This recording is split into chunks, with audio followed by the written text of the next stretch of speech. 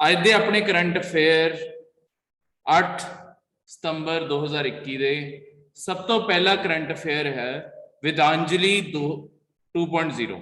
ਦੇਖੋ ਇਹ ਨਾ ਸਰਕਾਰ ਦੀ ਪੁਰਾਣੀ ਇੱਕ ਸਕੀਮ ਹੈ ਜਿਹਨੂੰ ਹੁਣ ਦੁਬਾਰਾ ਲਾਂਚ ਕੀਤਾ ਗਿਆ ਵਿਦਾਂਜਲੀ 2.0। ਇਹ ਪਹਿਲਾ ਸਕੀਮ 2015-16 ਦੇ ਕਰੀਬ ਆਈ ਸੀ। ਇਹ ਸਕੀਮ ਹੈ ਕਿ ਮਤਲਬ ਉਸੇ ਸਕੀਮ ਨੂੰ ਹੀ ਦੁਬਾਰਾ ਲੋਕਾਂ 'ਚ ਹੋਰ ਜ਼ਿਆਦਾ ਜੋਸ਼ ਵਧਾਉਣ ਲਈ, ਲੋਕਾਂ ਦੀ ਪਾਰਟਿਸਿਪੇਸ਼ਨ ਹੋਰ ਵਧਾਉਣ ਲਈ ਇਹਨੂੰ ਦੁਬਾਰਾ ਤੋਂ ਲਾਂਚ ਕੀਤਾ ਗਿਆ। ਇਹ ਸੀਗਾ ਕਿ ਇਹ ਆਪਣੀ ਹੈਗੀ ਹੈ ਸਕੂਲ ਐਜੂਕੇਸ਼ਨ ਦੇ ਲਈ, ਠੀਕ ਹੈ, ਸਕੂਲਾਂ ਲਈ ਹੈ, ਜਿਹੜੇ ਸਰਕਾਰੀ ਸਕੂਲ ਹੈ ਇਹ ਉਹਨਾਂ ਲਈ ਹੈ। ਹੁਣ ਦੇਖੋ ਆਪਣੇ ਸਰਕਾਰੀ ਸਕੂਲਾਂ 'ਚ ਕੀ ਹੁੰਦਾ ਹੈ, ਆਪਾਂ ਜਿਵੇਂ ਸੁਣਦੇ ਹਾਂ ਕਿ ਸਰਕਾਰੀ ਸਕੂਲਾਂ 'ਚ ਐਜੂਕੇਸ਼ਨ ਚੰਗੀ ਨਹੀਂ ਹੈਗੀ, ਪੜ੍ਹਾਈ ਨਹੀਂ ਚੰਗੀ ਹੈਗੀ। ਉਹਦਾ ਇੱਕ ਬਹੁਤ ਵੱਡਾ ਕਾਰਨ ਹੈ ਕਿ ਦੇਖੋ ਜਿੱਥੇ ਆਪਾਂ ਪ੍ਰਾਈਵੇਟ ਸਕੂਲ ਹੁੰਦਾ ਹੈ ਉੱਥੇ ਨਾ ਪੇਰੈਂਟ ਖੁਦ ਇੰਟਰਸਟ ਲੈਂਦੇ ਆ ਕਿ ਆਪਣੇ ਸਕੂਲ ਵਿੱਚ ਚੱਲ ਕੀ ਰਿਹਾ, ਪਰ ਸਰਕਾਰੀ ਸਕੂਲਾਂ ਵਿੱਚ ਪੇਰੈਂਟਸ ਦਾ ਕਿਤੇ ਨਾ ਕਿਤੇ, ਮਤਲਬ ਮੈਂ ਇਹ ਨਹੀਂ ਕਹਿ ਰਿਹਾ ਕਿ ਸਾਰੇ ਹੀ ਨਹੀਂ ਇਨਵੋਲਵਮੈਂਟ ਕਰਦੇ ਹੋਣੇ, ਪਰ ਕਿਤੇ ਨਾ ਕਿਤੇ ਇਨਵੋਲਵਮੈਂਟ ਪੇਰੈਂਟਸ ਦੀ ਜਿਹੜੀ ਹੈਗੀ ਹੈ ਨਾ ਬਹੁਤ ਹੀ ਘੱਟ ਹੈ। ਤਾਂ ਇਸੇ ਕਾਰਨ ਇਹ ਸਕੀਮ ਸ਼ੁਰੂ ਕੀਤੀ ਗਈ ਹੈ ਜਿਹਦੇ ਅੰਦਰ ਆਪਾਂ ਆਪਣੀ ਪੂਰੀ ਕਮਿਊਨਿਟੀ ਜਿਹੜੀ ਆਪਣੀ ਪੂਰੀ ਸੁਸਾਇਟੀ ਹੈ ਉਹਨੂੰ ਆਪਾਂ ਸਰਕਾਰੀ ਸਕੂਲਾਂ ਦੇ ਅੰਦਰ ਉਹਨਾਂ ਦੀ ਪਾਰਟਿਸਿਪੇਸ਼ਨ ਵਧਾਉਣਾ ਚਾਹੁੰਦੇ ਹਾਂ। ਯਾਨੀ ਕਿ ਇਹਦੇ ਅੰਦਰ ਕੋਈ ਵੀ ਨੌਜਵਾਨ ਪੇਸ਼ੇਵਾਰ ਹੋਵੇ ਜਾਂ ਕੋਈ ਰਿਟਾਇਰਡ ਆਫਿਸਰ ਹੋਵੇ, ਕੋਈ ਵੀ ਤੁਹਾਡੇ ਵਿੱਚੋਂ ਕੋਈ ਵੀ ਸਕੂਲਾਂ ਵਿੱਚ ਜਾ ਕੇ ਪੜ੍ਹਾਉਣਾ ਚਾਹੁੰਦਾ ਹੈ, ਸਕੂਲਾਂ 'ਚ ਕੋਈ ਇੰਪਰੂਵਮੈਂਟ ਦਾ ਸੁਝਾਅ ਦੇਣਾ ਚਾਹੁੰਦਾ ਹੈ, ਤੁਸੀਂ ਦੇ ਸਕਦੇ ਹੋ। ਤੇ ਇਸੇ ਦੇ ਥਰੂ ਆਪਣੇ ਜਿਹੜੇ ਸਕੂਲ ਹੈਗੇ ਆ ਉਹਨਾਂ 'ਚ ਆਪਣੀ ਐਜੂਕੇਸ਼ਨ ਬਿਹਤਰ ਹੋਊਗੀ। ਤਾਂ ਬਸ ਵਿਦਾਂਜਲੀ ਨੂੰ ਇਸ ਚੀਜ਼ ਲਈ ਯਾਦ ਰੱਖਿਓ, ਠੀਕ ਹੈ। ਮੇਨ ਜਿਹੜਾ ਸਭ ਤੋਂ ਮੇਨ ਪੁਆਇੰਟ ਉਹ ਇਹੀ ਹੈ ਕਿ ਸਕੂਲਾਂ ਲਈ ਹੈ, ਸਰਕਾਰੀ ਸਕੂਲਾਂ ਲਈ ਹੈ, ਠੀਕ ਹੈ। ਸਰਕਾਰੀ ਸਕੂਲਾਂ 'ਚ ਐਜੂਕੇਸ਼ਨ ਨੂੰ ਵਧੀਆ ਕਰਨ ਲਈ ਮਤਲਬ ਕੋਈ ਫੰਡਿੰਗ ਨਹੀਂ ਹੈ, ਮਤਲਬ ਇਹਦੇ ਅੰਦਰ ਕੋਈ ਪੈਸਾ ਨਹੀਂ ਹੈ, ਕੁਝ ਨਹੀਂ ਹੈ, ਸਰਕਾਰ ਕੋਈ ਪੈਸਾ ਕੁਝ ਨਹੀਂ ਦੇ ਰਹੀ ਇਹਦੇ ਅੰਦਰ। ਬਸ ਆਪਾਂ ਸਾਰੇ ਲੋਕਾਂ ਨੂੰ ਕਹਿ ਰਹੇ ਹਾਂ ਕਿ ਤੁਸੀਂ ਵੀ ਵੱਧ ਚੜ ਕੇ ਪਾਰਟਿਸਿਪੇਟ ਕਰੋ ਤੇ ਸਰਕਾਰੀ ਸਕੂਲਾਂ ਨੂੰ ਵਧੀਆ ਕਰਨ ਦੀ ਕੋਸ਼ਿਸ਼ ਕਰੋ। ਉਹ ਹੈਗੀ ਹੈ ਵਿਦਾਂਜਲੀ 2.0। ਵਿਦਾਂਜਲੀ ਵੀ ਓਰੀਜਨਲੀ ਹੀ ਸਕੀਮ ਸੀ, ਤਾਂ ਪ੍ਰਾਈਵੇਟ ਸੈਕਟਰ ਤੇ ਤੁਹਾਡੇ ਪੂਰੀ ਸੁਸਾਇਟੀ ਨੂੰ ਬੋਲਿਆ ਜਾ ਰਿਹਾ ਕਿ ਤੁਸੀਂ ਪਾਰਟਿਸਿਪੇਟ ਕਰੋ, ਪੂਰੀ ਕਮਿਊਨਿਟੀ ਨੂੰ ਬੋਲਿਆ ਜਾ ਰਿਹਾ। ਦੂਜਾ ਕਰੰਟ ਅਫੇਅਰ ਬਹੁਤ ਹੀ ਛੋਟੇ ਛੋਟੇ ਅੱਜ ਕਰੰਟ ਅਫੇਅਰ ਆ, ਦੋ ਪੋਰਟਲਸ ਦੇ ਬਾਰੇ ਹੀ, ਇਸ ਕਾਰਨ ਇਹ ਕਰੰਟ ਅਫੇਅਰ ਬਹੁਤ ਛੋਟੇ ਆ। ਦੂਜਾ ਜਿਹੜਾ ਕਰੰਟ ਅਫੇਅਰ ਹੈ ਉਹ ਹੈਗਾ ਈ ਸ਼ਰਮ ਪੋਰਟਲ। ਇਹ ਨਾ ਤੁਹਾਡਾ ਇੱਕ ਪੋਰਟਲ ਬਣਾਇਆ ਗਿਆ। ਹੁਣ ਦੇਖੋ ਇੱਕ ਨਾ ਤੁਹਾਡੀ ਬਹੁਤ ਵੱਡੀ ਚੀਜ਼ ਹੈ ਕਿ ਆਪਣੇ ਇੱਥੇ ਜਦ ਆਪਾਂ ਗੱਲ ਕਰਦੇ ਹਾਂ ਇਕਨੋਮੀ ਦੀ, ਆਪਣੀ ਇਕਨੋਮੀ 'ਚ ਹੁਣ ਦੋ ਤਰੀਕੇ ਦੇ ਲੋਕ ਕੰਮ ਕਰ ਰਹੇ ਆ।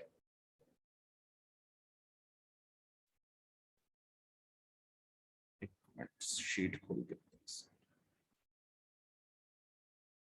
ਜਿਹੜੀ ਆਪਣੀ ਆਰਥਿਕਤਾ ਹੈਗੀ ਆ ਉਹਦੇ ਅੰਦਰ ਦੋ ਤਰੀਕੇ ਦੇ ਲੋਕ ਕੰਮ ਕਰ ਰਹੇ ਆ।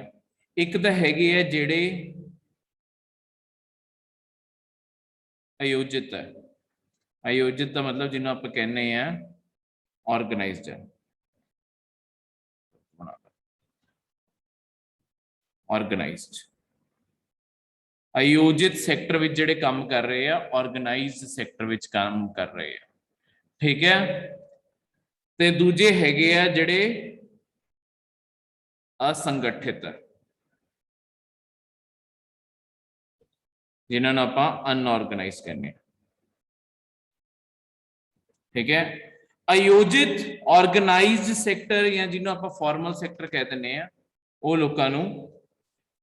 ਆਯੋਜਿਤ ਦਾ ਮਤਲਬ ਦੇਖੋ ਜਿਹੜੇ ਵੀ ਹੈ, ਹੁਣ ਜਿਵੇਂ ਸਰਕਾਰੀ ਨੌਕਰੀ ਜਿਹੜੇ ਲੋਕੀ ਕੰਮ ਕਰ ਰਹੇ ਆ ਜਾਂ ਪ੍ਰਾਈਵੇਟ ਸੈਕਟਰ 'ਚ ਕਈ ਲੋਕੀ ਕੰਮ ਕਰ ਰਹੇ ਜਿਹੜੇ ਸਰਕਾਰ ਦੇ ਕਿਸੇ ਨਾ ਕਿਸੇ ਸਕੀਮਾਂ ਦੇ ਅੰਡਰ, ਮਤਲਬ ਉਹਨਾਂ ਦੀ ਇੰਪਲੋਇਮੈਂਟ ਜਿਹੜੀ ਹੈ ਨਾ ਉਹ ਰਜਿਸਟਰਡ ਹੈ। ਹੁਣ ਦੇਖੋ ਜ਼ਿਆਦਾਤਰ ਭਾਰਤ ਵਿੱਚ ਹੁੰਦਾ ਕੀ ਹੈ, ਸਾਰਿਆਂ ਨੂੰ ਨਾ ਰਜਿਸਟਰ ਨਹੀਂ ਕਰਦੇ, ਕਿਉਂਕਿ ਜੇ ਕਿਸੇ ਇੰਪਲੋਏ ਨੂੰ ਰਜਿਸਟਰ ਕਰੋ, ਕਿਸੇ ਵੀ ਕਰਮਚਾਰੀ ਨੂੰ ਰਜਿਸਟਰ ਕਰੋਗੇ, ਉਹਦੇ ਮਤਲਬ ਕਈ ਵਾਰੀ ਇੰਪਲੋਏ ਖੁਦ ਹੀ ਨਹੀਂ ਚਾਹੁੰਦਾ ਹੁੰਦਾ ਉਹਨੂੰ ਰਜਿਸਟਰ ਕਰੋ। ਕਿਉਂ? ਕਿਉਂਕਿ ਜੇ ਉਹਨੂੰ ਰਜਿਸਟਰ ਕਰਨਗੇ ਉਹਦੀ ਤਨਖਾਹ ਵਿੱਚੋਂ ਪ੍ਰੋਵੀਡੈਂਟ ਫੰਡ, ਪੈਨਸ਼ਨ ਫੰਡ, ਠੀਕ ਹੈ, ਇੰਸ਼ੋਰੈਂਸ, ਇਦਾਂ ਦੀਆਂ ਸਾਰੇ ਖਰਚੇ ਕੱਟੇ ਜਾਣਗੇ, ਫਿਰ TDS ਵੀ ਕੱਟਿਆ ਜਾਊਗਾ, ਸਭ ਕੁਝ ਕੱਟਿਆ ਜਾਊਗਾ। ਹੁਣ ਤੁਸੀਂ ਇੱਕ ਆਮ ਇੱਕ ਕੰਮ ਕਰਨ ਵਾਲ ਨੂੰ ਇਮੇਜਿਨ ਕਰੋ ਜਿਹੜਾ ਆਪਣੇ ਆਹ ਡਿਪਾਰਟਮੈਂਟ ਰਾਸ਼ਨ ਦੀਆਂ ਦੁਕਾਨਾਂ ਦੇ ਅੰਦਰ ਕੰਮ ਕਰ ਰਹੇ ਹੁੰਦੇ ਆ। ਹੁਣ ਇਹਨਾਂ ਦੀਆਂ ਤਾਂ ਪਹਿਲਾਂ ਹੀ ਤਨਖਾਹਾਂ ਇੰਨੀਆਂ ਘੱਟ ਹੈ, ਉਹਦੇ ਵਿੱਚੋਂ ਵੀ ਇਹ ਸਾਰੇ ਫੰਡ ਸਰਕਾਰ ਨੂੰ ਕੱਟ ਕੇ ਦੇਤੇ, ਅਗਲੇ ਦੇ ਹੱਥ ਵਿੱਚ ਬਚਣਾ ਕੀ ਹੈ? ਤਾਂ ਉਹਨੂੰ ਵੀ ਲੱਗਦਾ ਕਿ ਮੈਨੂੰ ਨਾ ਰਜਿਸਟਰ ਕਰੋ। ਤੇ ਦੂਜਾ, ਆਪਣੇ ਜਿੰਨੇ ਵੀ ਭਾਰਤ ਵਿੱਚ ਛੋਟੇ ਰੋਜ਼ਗਾਰ ਹੈ, ਜਿਵੇਂ ਹੁਣ ਕੋਈ ਛੋਟੀ ਫੈਕਟਰੀ ਹੈ, ਉਹਨਾਂ ਤੇ ਨਾ ਇਹ ਬਹੁਤ ਵੱਡਾ ਬੋਝ ਬਣ ਜਾਂਦਾ, ਕਿਉਂਕਿ ਇਹਦੇ ਲਈ ਫਿਰ ਸਾਰਾ ਪੇਪਰ ਵਰਕ ਤਿਆਰ ਕਰਨਾ ਪਊਗਾ। ਇਸ ਕਾਰਨ ਆਪਣਾ 90% ਜਿਹੜਾ ਭਾਰਤ ਹੈ ਉਹ ਅਸੰਗਠਿਤ ਸੈਕਟਰ ਵਿੱਚ ਹੀ ਘੁੰਮ ਰਿਹਾ, ਯਾਨੀ ਕਿ ਜਿੱਥੇ EMPLOYEES ਨੂੰ ਰਜਿਸਟਰ ਨਹੀਂ ਕੀਤਾ ਜਾਂਦਾ, ਕਿਸੇ ਸਕੀਮ ਵਿੱਚ ਨਹੀਂ ਪਾਇਆ ਜਾਂਦਾ। ਆਯੋਜਿਤ ਵਿੱਚ ਸਿਰਫ 10% EMPLOYEES ਹੈ ਪੂਰੇ ਇੰਡੀਆ ਦੇ, ਤੇ ਇਹ 'ਚ ਸਰਕਾਰੀ EMPLOYEES ਵੀ ਜੋੜ ਕੇ। ਹੁਣ ਇਹਦੇ ਕਾਰਨ ਕੀ ਹੁੰਦਾ, ਦੇਖੋ ਹੁਣ ਸਰਕਾਰ ਨੇ ਤੁਹਾਡੀ ਕੋਈ ਵੀ ਸਕੀਮ ਬਣਾਉਣੀ ਹੈ, ਤੁਹਾਡਾ ਕੋਈ ਵੀ ਯੋਜਨਾ ਬਣਾਉਣੀ ਹੈ, ਉਹਨਾਂ ਨੂੰ ਅਲਟੀਮੇਟਲੀ ਇਹ ਸੋਚਣ ਦੀ ਲੋੜ ਪੈਣੀ ਹੈ ਕਿ ਇਹਨਾਂ ਦਾ ਤਾਂ ਸਾਰਾ ਡੇਟਾ ਹੈਗਾ ਸਰਕਾਰ ਕੋਲੇ, ਪਰ ਜਦੋਂ ਇਹਨਾਂ ਲਈ ਕੋਈ ਵੀ ਸਕੀਮ ਬਣਾਉਣੀ ਹੈ, ਠੀਕ ਹੈ, ਕੋਈ ਵੀ ਸਕੀਮ ਬਣਾਉਣੀ ਹੋਵੇ ਤਾਂ ਇਹਨਾਂ ਦਾ ਡੇਟਾ ਹੀ ਨਹੀਂ ਹੈਗਾ, ਤੇ ਜਦੋਂ ਡੇਟਾ ਨਹੀਂ ਹੈਗਾ ਤਾਂ ਫਿਰ ਕੰਮ ਕਿੱਦਾਂ ਹੋਊਗਾ, ਮਤਲਬ ਕੋਈ ਉਹਨਾਂ ਲਈ ਸਕੀਮ ਬਣਾਈ ਕਿੱਦਾਂ ਜਾ ਸਕਦੀ ਹੈ। ਤਾਂ ਹੁਣ ਸਰਕਾਰ ਕਰ ਕੀ ਰਹੀ ਹੈ ਕਿ ਹੌਲੀ ਹੌਲੀ ਜਿੰਨੇ ਵੀ ਤੁਹਾਡੇ ਮਜ਼ਦੂਰਾਂ ਦਾ ਜਾਂ ਕੋਈ ਵੀ ਇਦਾਂ ਦੇ ਲੋਕਾਂ ਦਾ ਹੁਣ ਡੇਟਾ ਮਿਲਦਾ ਜਾਊਗਾ, ਸਰਕਾਰ ਅੱਗੇ ਸਰਵੇ ਵੀ ਕਰੂਗੀ, ਉਹ ਸਾਰਾ ਡੇਟਾ ਉਹ ਚੱਕ ਕੇ ਈ-ਸ਼੍ਰਮਣ ਪੋਰਟਲ ਤੇ ਪਾਊਗੀ, ਜਿੱਥੋਂ ਦੀ ਸਰਕਾਰ ਅੱਗੇ ਡੇਟਾ ਯੂਜ਼ ਕਰ ਪਾਊਗੀ ਈ-ਸ਼੍ਰਮਣ ਪੋਰਟਲ ਦਾ।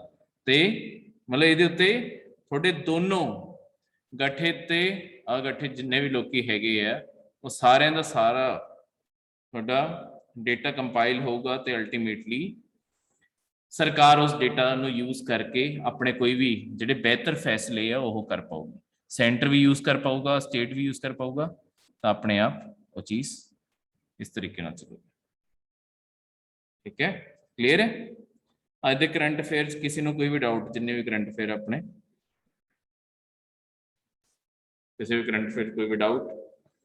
ਸਰ ਜੀ, ਜਿਹੜੇ ਅਨਆਰਗੇਨਾਈਜ਼ਡ ਹੈਗੇ ਨੇ, ਜਿਹੜੇ ਪ੍ਰਾਈਵੇਟ ਦਾਇਰੇ 'ਚ ਕੰਮ ਕਰਦੇ ਨੇ? ਹਾਂਜੀ ਹਾਂਜੀ, ਸਰਕਾਰੀ ਤਾਂ ਦੇਖੋ ਸਾਰੇ ਰਜਿਸਟਰ ਹੋ ਜਾਂਦੇ ਆ, ਠੀਕ ਹੈ, ਜਿਹੜੇ ਕੰਟਰੈਕਟ ਤੇ ਵੀ ਹੈ ਉਹ ਵੀ ਰਜਿਸਟਰਡ ਹੈ, ਠੀਕ ਹੈ। ਜ਼ਿਆਦਾਤਰ ਤੁਹਾਡੇ ਪ੍ਰਾਈਵੇਟ ਸੈਕਟਰ ਵਿੱਚ ਵੀ ਜਿਹੜੇ ਆ ਬਹੁਤ ਛੋਟੇ ਛੋਟੇ ਕੰਮ ਹੈ ਨਾ, ਹੁਣ ਜਿਵੇਂ ਮੈਂ ਕਰਿਆਨੇ ਦੁਕਾਨ ਦਾ ਐਗਜ਼ਾਮਪਲ ਦਿੱਤਾ, ਜਾਂ ਤੁਹਾਡੇ ਜਿੰਨੇ ਭਾਰਤ ਵਿੱਚ ਜਿੰਨੀ ਵੀ ਆਹ ਲੇਬਰ ਹੈ ਆਪਣੀ, ਹੁਣ ਤੁਸੀਂ ਕਿਸੇ ਮਜ਼ਦੂਰ ਨੂੰ ਘਰੇ ਲੈਟਸ ਸਪੋਜ਼ ਤੁਸੀਂ ਜਿਹੜਾ ਕਾਰਪੈਂਟਰੀ ਘਰੇ ਲਗਾਇਆ, ਜਾਂ ਤੁਸੀਂ ਪੇਂਟ ਕਰਨ ਲਈ ਬੰਦਾ ਘਰੇ ਲਗਾਇਆ, ਹੁਣ ਉਹਨੂੰ ਤੁਸੀਂ ਇਹ ਥੋੜੀ ਕਹਿੰਦੇ ਹੋ ਕਿ ਜਿਹੜੀ ਦਿਨ ਦੀ ਦਿਹਾੜੀ ਹੈ ਇਹ 'ਚ ਮੈਂ ਤੇਰਾ ਪ੍ਰੋਵੀਡੈਂਟ ਫੰਡ ਦੀ ਵੀ ਕੰਟਰੀਬਿਊਸ਼ਨ ਪਾਊਂਗਾ, ਉਹ ਤਾਂ ਸਾਰੇ ਇਦਾਂ ਹੀ ਕੰਮ ਕਰੀ ਜਾ ਰਹੇ ਹੈ, ਠੀਕ ਹੈ। ਤਾਂ ਹੁਣ ਜਿਹੜੇ ਉਦੋਂ ਬਾਅਦ ਆਪਣੇ ਭਾਰਤ ਵਿੱਚ ਜਿੱਥੇ ਸਭ ਤੋਂ ਜ਼ਿਆਦਾ ਲੋਕੀ ਕੰਮ ਕਰ ਰਹੇ ਆ ਖੇਤੀ ਵਿੱਚ ਕਿਹੜਾ ਪ੍ਰੋਵੀਡੈਂਟ ਫੰਡ, ਪੈਨਸ਼ਨ ਫੰਡ ਹੈ, ਤਾਂ ਇਸ ਤਰੀਕੇ ਨਾਲ ਆਪਣਾ ਜ਼ਿਆਦਾਤਰ ਲੋਕੀ ਰਜਿਸਟਰਡ ਹੀ ਨਹੀਂ ਹੈਗੇ।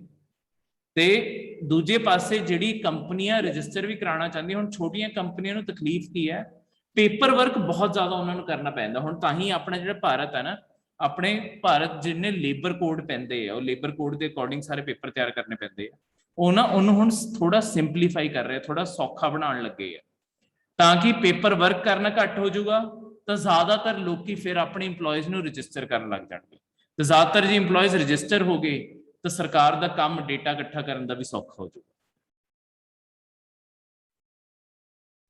ਔਰ ਸਰ ਜੀ, ਇਹਦੇ 'ਚ ਈ-ਸ਼ਰਮ ਪੋਰਟਲ ਕੰਮ, ਇਹਦਾ ਕਿੱਦਾਂ ਦਾ ਕੰਮ ਹੋਊਗਾ ਜੀ? ਹਾਂਜੀ, ਇਹ ਜੋ ਸਰ ਈ-ਸ਼ਰਮ ਪੋਰਟਲ ਹੈ ਜੀ, ਇਹ ਕੰਮ ਕੀ ਕਰੂਗਾ ਜੀ? ਇਹ ਸ਼ਰਮ ਪੋਰਟਲ ਦੇ ਉੱਤੇ ਸਿਰਫ ਤੇ ਸਿਰਫ ਡੇਟਾ ਅਵੇਲੇਬਲ ਹੋਊਗਾ, ਕਿ ਸਰਕਾਰ ਨੇ ਜਿੰਨਾ ਵੀ ਡੇਟਾ ਇਕੱਠਾ ਕਰਨਾ ਹੈ ਨਾ, ਚਾਹੇ ਤੁਹਾਡੇ ਆਰਗੇਨਾਈਜ਼ਡ ਦਾ ਡੇਟਾ ਹੋਵੇ ਚਾਹੇ ਅਨਆਰਗੇਨਾਈਜ਼ਡ ਦਾ ਡੇਟਾ ਹੋਵੇ, ਜਿੰਨਾ ਵੀ ਡੇਟਾ ਹੋਊਗਾ ਉਹ ਸਾਰਾ ਦਾ ਸਾਰਾ ਇਹਦੇ ਉੱਤੇ ਅਵੇਲੇਬਲ ਹੋਊਗਾ, ਸਿਰਫ ਡੇਟਾ ਹੋਊਗਾ ਇਹਦੇ ਉੱਤੇ। ਫਿਰ ਉੱਥੋਂ ਦੇ ਦੇਖੋ, ਹੁਣ ਡੇਟਾ ਆਪਾਂ ਇੱਕ ਵੈਬਸਾਈਟ, ਇੱਕ ਪੋਰਟਲ ਤੇ ਕਿਉਂ ਪਾ ਰਹੇ ਹਾਂ, ਹੁਣ ਸਰਕਾਰ ਦੇ ਕਿਸੇ ਵੀ ਡਿਪਾਰਟਮੈਂਟ ਨੂੰ ਚਾਹੀਦਾ ਹੈ, ਕਿਸੇ ਵੀ ਆਪਣੀ, ਚਾਹੇ ਕੇਂਦਰ ਸਰਕਾਰ ਨੂੰ ਚਾਹੀਦਾ, ਚਾਹੇ ਆਪਣੀ ਕੋਈ ਰਾਜ ਸਰਕਾਰ ਨੂੰ ਚਾਹੀਦਾ, ਸਾਰਿਆਂ ਨੂੰ ਚਾਹੀਦਾ ਤਾਂ ਡੇਟਾ ਹੀ ਹੈ ਨਾ। ਹੁਣ ਕਿਤੇ ਆਪਾਂ ਮਿਨਿਸਟਰੀ ਨੂੰ ਲੈਟਰ ਲਿਖਾਂਗੇ ਕਿ ਸਾਨੂੰ ਆਹ ਵਾਲੇ ਲੋਕਾਂ ਦਾ ਡੇਟਾ ਦਿਓ, ਉਹ ਕੰਮ ਆਪਣੇ ਆਪ ਪੇਪਰ ਵਰਕ ਸਰਕਾਰ ਦਾ ਵੀ ਤਾਂ ਵੱਧ ਗਿਆ। ਉਦੋਂ ਚੰਗਾ ਜਿੰਨਾ ਮੇਰੇ ਕੋਲ ਡੇਟਾ ਹੈਗਾ ਤੇ ਜਿੰਨਾ ਸਾਰੀ ਰਾਜ ਸਰਕਾਰਾਂ ਕੋਲ ਵੀ ਡੇਟਾ, ਇੱਕ ਵਾਰੀ ਮੈਂ ਮੰਗਵਾ ਲਾਂ ਸਾਰਾ, ਤੇ ਸੈਂਟਰ ਦੀ ਜਿਹੜੀ ਤੁਹਾਡੀ ਲੇਬਰ ਮਿਨਿਸਟਰੀ ਹੈ ਉਹ ਇੱਕ ਵਾਰੀ ਉਹਦੇ ਅੰਡਰ ਹੈ ਪੋਰਟਲ, ਉਹ ਸਾਰਾ ਦਾ ਸਾਰਾ ਡੇਟਾ ਇੱਕ ਵਾਰੀ 'ਚ ਚਾੜ ਦੂਗੀ। ਫਿਰ ਜਿਹਨੂੰ ਵੀ ਉਹ ਡੇਟਾ ਚਾਹੀਦਾ ਹੈ ਉਹ ਉੱਥੋਂ ਦੀ ਡੇਟਾ ਚੱਕ ਕੇ ਆਪਣਾ ਕੰਮ ਕਰ ਸਕਦਾ ਹੈ, ਵਾਰੀ ਲੈਟਰ ਲਿਖਣ ਦੀ ਲੋੜ ਨਹੀਂ, ਕੁਝ ਕਰਨ ਦੀ ਲੋੜ ਨਹੀਂ, ਬਸ ਇੱਥੋਂ ਦੀ ਜਾ ਕੇ ਡੇਟਾ ਚੱਕੋ ਤੇ ਆਪਣੀ ਕੋਈ ਵੀ ਸਕੀਮ ਬਣਾਉਣੀ ਹੈ ਬਣਾ ਸਕਦੇ ਹੈ। ਠੀਕ ਹੈ ਜੀ ਸਰ। ਹੋਰ ਕਿਸੇ ਨੂੰ ਕੋਈ ਡਾਊਟ? ਇਹ ਸਰ ਜੋ ਫਾਰਮ ਫਿਲ ਹੋ ਰਹੇ ਸਰ, ਪਿੰਡਾਂ 'ਚ ਤਾਂ ਲੋਕ ਕੰਬਲੇ ਹੋਏ ਪਏ, ਸਮਝ ਹੀ ਨਹੀਂ ਆ ਰਹੀ ਹੈਗੀ ਜੀ ਫਾਰਮ ਫਿਲ ਕਰਨ ਲਈ ਜੀ। ਇਹ ਉਹੀ ਗੱਲ ਹੈ, ਇਹ ਦੇਖੋ ਇਹ ਨਾਲ ਰਿਊਮਰ ਇਹੀ ਫੈਲ ਜਾਂਦੇ ਹੈ ਕਿ ਆਪ ਫਾਰਮ ਫਿਲ ਕਰੋਗੇ ਨੌਕਰੀਆਂ ਹਾਂਜੀ ਸਰ, ਮਿਲਣਗੀਆਂ, ਪਰ ਇਹ ਬਿਲਕੁਲ ਜੀ, ਸਰਕਾਰ ਕਰ ਕੁਛ ਨਹੀਂ ਰਹੀ। ਸਰਕਾਰ ਸਿਰਫ ਡੇਟਾ ਇਕੱਠਾ ਕਰ ਰਹੀ ਹੈ ਕਿ ਸਰਕਾਰ ਨੂੰ ਪਤਾ ਤਾਂ ਚੱਲੇ ਕਿ ਕਿੰਨੇ ਲੋਕੀ ਕਿੱਥੇ ਕੰਮ ਕਰ ਰਹੇ ਆ, ਕਿੰਨੇ ਲੋਕੀ ਜੀ ਸਰ। ਬੇਰੁਜ਼ਗਾਰ ਘੁੰਮ ਰਹੇ ਆ, ਸਰਕਾਰ ਨੂੰ ਪਤਾ ਹੀ ਨਹੀਂ, ਆਈਡੀਆ ਹੀ ਨਹੀਂ ਹੈ। ਸਰ ਇੱਕ ਇਹ ਇਹਦੇ ਚ ਪੋਰਟਲ ਜੀ ਸਰ, ਅਫਵਾਹ ਇਹ ਫੈਲਾਈ ਗਈ ਹੈਗੀ ਵੀ ਇਹਦੇ ਚ ਪੈਸੇ ਮਿਲਣਗੇ ਹੈਗੇ ਜੀ, ਗਵਰਨਮੈਂਟ ਦੇ ਪੈਸੇ ਮਿਲਣਗੇ ਜੀ, ਤੇ ਇੱਥੇ ਤਾਂ ਸਰ ਪਿੰਡਾਂ ਚ ਰਾਤ 2-2 ਵਜੇ ਤੱਕ ਫਾਰਮ ਫਿਲ ਹੁੰਦੇ ਹੈਗੇ ਜੀ ਇਦਾਂ। ਤਾਂ ਇਹੀ ਗੱਲ ਹੈ ਕਿ ਪਰ ਐਕਚੁਅਲੀ ਹਾਂਜੀ ਜਿੱਦਾਂ ਦਾ ਕੁਝ ਵਾਲਾ ਕਿਸੇ ਨੂੰ ਕੋਈ ਪੈਸੇ ਨਹੀਂ ਦੇ ਰਿਹਾ, ਕੋਈ ਨੌਕਰੀ ਨਹੀਂ ਦੇ ਰਿਹਾ। ਜੀ ਸਰ, ਹਾਂਜੀ ਬਿਲਕੁਲ, ਇਹ ਇੱਕ ਫਲਾਣ ਦਾ ਕਾਰਨ ਵੀ ਇਹੀ ਹੈ, ਨਹੀਂ ਤਾਂ ਲੋਕੀ ਫਾਰਮ ਨਹੀਂ ਭਰਦੇ ਹੁੰਦੇ। ਇਸ ਹਾਂਜੀ ਕਾਰਨ ਹਾਂਜੀ ਸਰਕਾਰ ਏਦਾਂ ਜਾਣਬੁੱਝ ਕੇ ਫੈਲਾ ਦਿੱਤਾ ਜਾਂਦਾ ਤਾਂ ਕਿ ਸਾਰੇ ਫਾਰਮ ਤਾਂ ਭਰ ਦੇਣ, ਸਰਕਾਰ ਕੋਲ ਬਿਲਕੁਲ ਡੇਟਾ ਤਾਂ ਆ ਜਾਏ। ਹਾਂਜੀ ਹਾਂਜੀ ਹਾਂਜੀ ਸਰ, ਇਸੇ ਕਰਕੇ ਜੀ ਕਹਿਣਗੇ ਵੀ ਪੈਸੇ ਨਹੀਂ ਆਣੇ ਤੇ ਫਿਰ ਕਿਸੇ ਜਾਣਾ ਹੀ ਨਹੀਂ ਫਾਰਮ ਫਿਲ ਕਰਨ ਦੀ, ਕਿਹੜਾ ਕੰਮ ਖਰਾਬ ਕਰ। ਬਿਲਕੁਲ ਜੀ ਸਰ। ਠੀਕ ਹੈ, ਤਾਂ ਇਹੀ ਸੀਗੇ ਅੱਜ ਦੇ